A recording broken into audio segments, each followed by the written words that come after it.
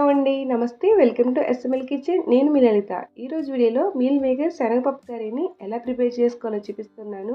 Non వెజ్లో mutton తలిపించి ఈ meal మేకర్తో curry చేసుకుంటే టేస్ట్ అయితే అదిరిపోతుంది. కూరగాయలతో పని లేకుండా ఇంట్లో ఉండే మీల్ మేకర్తో చాలా ఈజీగా కర్రీ ప్రిపేర్ చేసుకోవచ్చు. టైం కూడా అంతగా పట్టదు. ఇంకా లేట్ చేయకుండా ఈ సింపుల్ ప్రాసెస్లో కూరని ఎలా ప్రిపేర్ చేసుకోవాలో చూసిద్దాం. ముందుగా ఒక గిన్నె తీసుకుని 1/3 కప్ పచ్చిశనగపప్పు వేసుకోండి. దీన్ని శుభ్రంగా వాష్ చేసుకుని దీనిలో 1 కప్ వరకు వాటర్ని కూడా యాడ్ చేసుకుని స్టవ్ పైన 10 నిమిషాల పాటు కుక్ చేసుకోవాలి.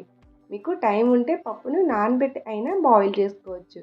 ఇప్పుడు మరొక గిన్నెని తీసుకుని దీనిలో 1 కప్పు మిల్ మేకర్ వేసుకుని దీనిలో వాటర్ని యాడ్ చేసుకుని కర్రీ చేసుకునే లోపు దీనిని బాగా సోక్ చేసుకోవాలి. ఇప్పుడు కర్రీ ప్రిపేర్ చేసుకోవడం కోసం స్టవ్ పైన ఒక ప్యాన్ పెట్టుకుని 1/2 కప్కి పైగా ఆయిల్ వేసుకోవాలి.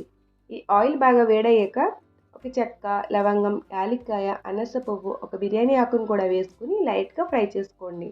దీనిలోనే సన్నగా తరిగిన 3 ఉల్లిగడ్డలను కూడా యాడ్ చేసుకోండి. వీటిని దోరగా గోల్డెన్ కలర్ వచ్చే వరకు వేయించుకోవాలి. ఉల్లి ముక్కలు బాగా ఫ్రై అయ్యాక దీనిలోనే పొడవుగా కట్ చేసుకున్న 3 పచ్చిమిర్చిని కూడా యాడ్ చేసుకుని వీటిని కూడా జస్ట్ లైట్గా వేయించుకోవాలి. ఇలా వేగిపోయిన దానిలో 1/4 టీ స్పూన్ అల్లం వెల్లుల్లి పేస్ట్ని కూడా వేసుకుని దీనిని పచ్చివాసన పోయేంత వరకు బాగా వేయించుకోండి. దీనిలోనే మనం నానబెట్టి పక్కన పెట్టుకున్న మీల్ మేకర్ని బాగా ఒత్తుకుని యాడ్ చేసుకోవాలి. ఇలా మొత్తం వేసుకున్నాక దీనిలో రుచికి తగినంతగా ఉప్పు, 1 టీ స్పూన్ కారం, 1/2 టీ స్పూన్ పసుపు వేసుకుని ఈ ఉప్పు కారం అంతటిని బాగా మిక్స్ చేసుకుని దీనిలోనే 1/2 టీ స్పూన్ ధనియాల పొడి, 1/2 టీ స్పూన్ గరం మసాలా వేసుకుని మరొకసారి కర్రీ మొత్తాన్ని బాగా మిక్స్ చేసుకోవాలి.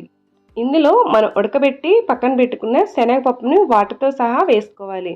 అలాగే అరకప్పు వాటర్ని కూడా యాడ్ చేసుకుని కర్రీ మొత్తాన్ని మరొకసారి బాగా మిక్స్ చేసుకుని దీనిపైన మూత పెట్టుకుని మీడియం ఫ్లేమ్లో 15 నిమిషాల పాటు కుక్ చేసుకోవాలి.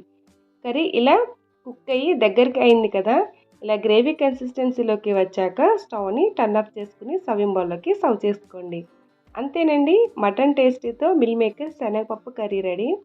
టేస్ట్ అయితే చాలా బాగుంటుంది. ఇది రైస్తో పాటు రోటీ, దోశ, చపాతీలోకి కూడా చాలా బాగుంటుంది. నా వీడియో యూస్ఫుల్ అనిపిస్తే ఒక చిన్న లైక్ చేసి షేర్ చేసి సబ్స్క్రైబ్ చేసుకోండి. మరొక టేస్టీ రెసిపీతో మళ్ళీ కలుద్దాం. Thanks for watching.